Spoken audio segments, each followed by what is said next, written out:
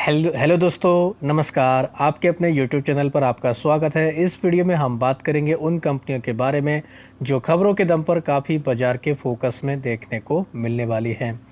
America से एक बड़ी खबर आई है, उसका इम्पैक्ट बाजार के ऊपर देखने को मिल जाएगा। तो वीडियो शुरू करने से पहले कहना चाहूँगा, अगर किसी ने चैनल पर फर्स्ट टाइम विजिट किया है तो चैनल को सब्सक्राइब कर लें और बेल आइकन को ज़रूर दबा लें। साथ ही हमारे दूसरे चैनल बिजनेस वर्ग, आप इसको भी सब्सक्राइब कर सकते हैं, बेल आइकन को हिट करके रख सकते हैं। सबसे पहले बात करेंगे अमेरिका के बाज़ारों के बारे में। अमेरिका के बाज़ारों में रिकॉर्ड हाई लेवल देखने को मिले। 46,262 का डाउ जोन्स ने रिकॉर्ड हाई लेवल बनाया है। हालांकि ऊपरी लेवल से थोड़ा सा हम लोग को दबाव देखने को मिला। अभी भी अगर देखें, डाउ जोन्स आधा % की रैली दिखा रहे हैं, यानी कि कह सकते हैं ठीक ठाक कारोबार हम लोगों को डाउ जोन्स में देखने को मिल रहा है। अमेरिका में काफ़ी बड़ा इवेंट देखने को मिला दोस्तों। जो यूएस का जो हम लोग को सेंट्रल बैंक देखने को मिलता है, एफओएमसी की मीटिंग का आउटकम आ चुका है।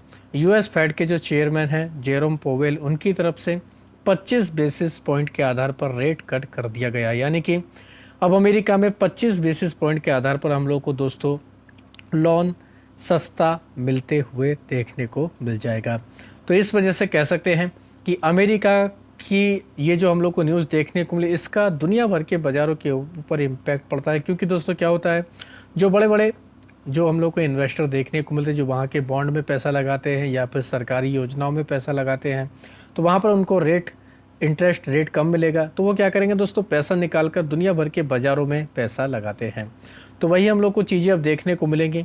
तो भारत के लिए तो कहीं ना कहीं कह सकते हैं काफ़ी इंपॉर्टेंट ये खबर देखने को मिली है। तो एक रेट कट तो हो गया दोस्तों। अभी पोवेल साहब की तरफ से एक इंडिकेशन ये भी देखने को मिला कि इस साल 2 रेट कट और हो सकते हैं, यानी कि 25-25 बेसिस पॉइंट के आधार पर देखा जाए तो 50 बेसिस पॉइंट के आधार पर और रेट कट हो सकता है। हालांकि ये जो 25 बेसिस पॉइंट का रेट कट आज के दिन किया गया, कुछ एक्सपर्ट का मानना था, कुछ रिपोर्ट में मानना था कि इसको 50 बेसिस पॉइंट के आधार पर रेट कट किया जाना चाहिए था। लेकिन कह सकते हैं जो सबसे ज़्यादा अनुमान था 25 बेसिस पॉइंट का था, उसको फ़िलहाल घटा दिया गया है। तो अमेरिका के बाज़ारों के लिए तो काफ़ी ज़बरदस्त खबर है। तो भारत के लिए भी कह सकते हैं अच्छी खबर तो फ़िलहाल ये देखने को मिल रही है। तो रेट कट होता है, सबसे पहले कौन सी कंपनियों के ऊपर इम्पैक्ट पड़ता है दोस्तों, आईटी कंपनियां। तो आईटी कंपनियों के ऊपर खास तौर पर आप नज़र रख सकते हैं, जैसे Infosys, HCL Tech, Tata Consultancy Service, LTI Mindtree, Persistent System, Coforge, Wipro, Mphasis, Tech Mahindra, Oracle financial service, KPIT Technology. यानी कि जितनी भी कंपनियां आईटी से जुड़ी हुई उनके ऊपर नज़र रख सकते हैं। ऐसा नहीं है कि रेट कट आज हुआ है तो आज ही इनमें दोस्तों हम लोग को अच्छा मोमेंटम देखने को मिलेगा। मतलब ये है कि लॉन्ग टर्म में अब ये कंपनियां काफ़ी ज़्यादा हम लोग को फोकस में देखने को मिल जाएंगी। तो ज़रूर आप आईटी कंपनियों के ऊपर नज़र रख सकते हैं। और भी कुछ कंपनियां जो खबरों के दम पर काफ़ी फोकस में रहेंगी, खासतौर पर एसबीआई, बंधन बैंक, फेडरल बैंक और यस बैंक, इन कंपनियों के ऊपर नज़र रख सकते हैं। सुमितोमो मित्सुई को दोस्तों 15,800 करोड़ रुपए का माल इन्होंने बेचा है, यानी कि इन्होंने अपनी हिस्सेदारी को यस बैंक में घटाया है। जबकि सुमितोमो मित्सुई ने दोस्तों यस बैंक में अपनी हिस्सेदारी को बढ़ाया है। तो एसबीआई, बंधन bank, federal bank, yes bank, ये कंपनियां काफ़ी फोकस में देखने को मिल जाएंगी। कोचिन शिपयार्ड, इसके ऊपर नज़र रख सकते हैं। वैसे भी डिफेंस से जुड़ी हुई कंपनियां लगातार फोकस में, क्योंकि 2 लाख करोड़ के प्रोजेक्ट को जल्द ही कोई ना कोई इस पर दोस्तों लेटेस्ट खबर आ सकती है। इस वजह से कंपनियां फोकस में हैं। कोचिन शिपयार्ड में एक लेटेस्ट न्यूज़ ये देखने को मिली, 200 करोड़ रुपए का इनको ओएनजीसी की तरफ से ऑर्डर मिला है, मेंटेनेंस वर्क इनको करना है। तो ये भी कह सकते हैं इस कंपनी के लिए काफ़ी ज़बरदस्त न्यूज़ है। कोचिन शिपयार्ड हम लोग को पिछले लास्ट वीक यानी फ्राइडे को ही दोस्तों एएसएम से ये कंपनी बाहर निकलते हुए देखने को मिली थी। अब लगातार इनमें अच्छी खबरें आ रही हैं, तो ये कंपनियां काफ़ी फोकस में रहने वाली हैं। लोधा डेवलपर की बात करेंगे, इसके दोस्तों जो हम लोग को डायरेक्टर देखने को मिलते हैं, 85 करोड़ के फ्रॉड केस में ये अरेस्ट हुए हैं और इन्होंने दोस्तों रिज़ाइन भी कर दिया है। कंपनी की तरफ से इसको लेकर अपडेट दिया गया है। तो लोधा डेवलपर, इस कंपनी के ऊपर भी चाहें तो आप फोकस रख सकते हैं। आवास फाइनेंसरी की बात करेंगे, इसमें न्यूज़ देखने को लिए कंपनी ने क्लियर कर दिया, इशू करने वाले हैं दोस्तों नॉन कन्वर्टेबल डिवेंचर 8,500 करोड़ रुपये तक दोस्तों इसके ज़रिए ये रेज करेंगे। तो काफ़ी इंपॉर्टेंट खबर है आवास फाइनेंसरी के लिए। तो इस न्यूज़ की वजह से ये कंपनी भी काफ़ी फोकस में देखने को मिल जाएगी। इनके अलावा दोस्तों एक कंपनी कोहेंस लाइफ साइंसेज, इसमें ब्लॉक डील देखने को मिलने वाली है। जोसिमिरल होल्डिंग, जो हम लोग को दोस्तों देखने को मिलता है, इसमें 5.1% की हिस्सेदारी इस कंपनी में बेचने वाले हैं। तो ये जो हम लोग को सारा ट्रांजैक्शन देखने को मिलेगा, ये कल देखने को मिलने वाला है।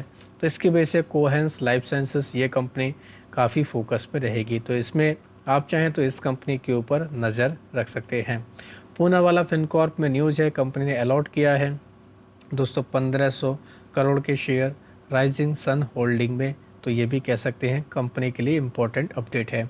बायोकॉन के ऊपर नज़र रख सकते हैं। यूएस एफडीए की तरफ से अप्रूवल मिला है इनको दोस्तों, एक दवाई को लेकर, प्रोडक्ट को लेकर, जो खास तौर पर हड्डियों के इलाज में काम आती है। तो बायोकॉन के लिए तो कहीं ना कहीं कह सकते हैं काफ़ी अच्छी खबर सामने आ रही है, जिसकी वजह से ये कंपनी काफ़ी फोकस में देखने को मिलेगी। ज़बरदस्त न्यूज़ है दोस्तों ये। तो बायोकॉन, इस कंपनी के ऊपर ज़रूर आप चाहें तो नज़र रख सकते हैं। इनके अलावा दो और कंपनी काफ़ी फोकस में रहेंगी, जिनमें इंडो सोलर और वारी एनर्जी। वारी एनर्जी क्या है दोस्तों, इंडो सोलर की प्रमोटर कंपनी। वारी एनर्जी ने इंडो सोलर को एक्वायर कर लिया था। तो इसमें दोस्तों अब क्या है, जो हम लोग को मिनिमम शेयर होल्डिंग का जो नॉर्म्स देखने को मिलता है सेबी का, उसकी वजह से इनको ओएफएस लाना पड़ रहा है। तो ओएफएस 2 दिन खुलेगा, 17 और 18 सितंबर को, माफ़ी चाहेंगे 18 और 19 सितंबर को ये खुलेगा। जिसमें अगर देखा जाए दोस्तों तो रिटेल के लिए 19 सितंबर को खुलेगा और बाकी नॉन रिटेल के लिए 18 सितंबर को खुलेगा। 500 रुपये का दोस्तों प्राइस रखा गया ओएफएस का और 14.66% की हिस्सेदारी इसमें वारी एनर्जी बेच रहे हैं। तो ये दोनों कंपनियां भी काफ़ी ज़्यादा फोकस में रहेंगी बाज़ार के। तो इस वजह से आप भी चाहें तो इन कंपनियों को डिटेल में स्टडी कर सकते हैं। डिक्सन टेक्नोलॉजी, इस कंपनी में भी एक बड़ा अपडेट सामने आया है। डिक्सन टेक्नोलॉजी एक्वायर कर रहा है 51% की हिस्सेदारी किसमें, कुनसन क्यूटेक माइक्रो इलेक्ट्रॉनिक्स इंडिया में ये हिस्सेदारी ले रहे हैं। इसके ज़रिए क्या होगा दोस्तों, डिक्सन टेक्नोलॉजी का दोस्तों बूस्टिंग होगा, मोबाइल और आईओटी मैन्युफैक्चरिंग कैपेबिलिटीज़ हम लोग को बढ़ते हुए देखने को मिलेगी, यानी कंपनी का एक्सपेंशन होने वाला है।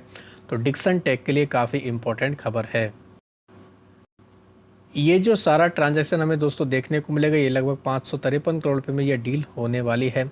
तो इस वजह से कह सकते हैं डिक्सन टेक ये कंपनी काफ़ी फोकस में रह सकती है। इनके अलावा बात करेंगे एस्कॉर्ट कुबोटा के बारे में। इन्होंने इंट्रोड्यूस किया है दोस्तों न्यू कंबाइन हार्वेस्टर। ये नॉर्थ इंडिया में हम लोग को दोस्तों लॉन्च होते हुए देखने को मिले, जिसमें खासतौर पर देखा जाए हरियाणा पंजाब को इसमें फोकस किया गया है। तो एस्कॉर्ट कुबोटा के लिए भी काफ़ी ज़बरदस्त ये न्यूज़ देखने को मिल रही है, जिसकी वजह से ये कंपनी भी काफ़ी फोकस में रह सकती है। इनके अलावा बात करेंगे दोस्तों अडानी ग्रीन एनर्जी को लेकर। इंडिया रेटिंग की तरफ से रेटिंग आई है, इन्होंने अपग्रेड कर दिया है, इसको AA कर दिया दोस्तों इन्होंने, क्योंकि स्ट्रॉन्ग फाइनेंशियल देखने को मिलते थे। इस वजह से दोस्तों ये हम लोग को रेटिंग देखने को मिली। तो कहीं ना कहीं कह सकते हैं अडानी ग्रीन एनर्जी के लिए भी ये एक इम्पॉर्टेंट अपडेट है। तो इस कंपनी के ऊपर भी चाहें तो आप नज़र रख सकते हैं। तो दोस्तों ये थे कुछ लेटेस्ट अपडेट, जिनकी वजह से सुबह के समय बाज़ार के ऊपर काफ़ी एक्शन देखने को मिल जाएगा। तो आप चाहें इन सभी खबरों को डिटेल में पढ़ सकते हैं। ASM को लेकर ऑलरेडी इससे पहले वाला वीडियो बना दिया गया, चाहें तो उसको भी आप जाकर देख सकते हैं।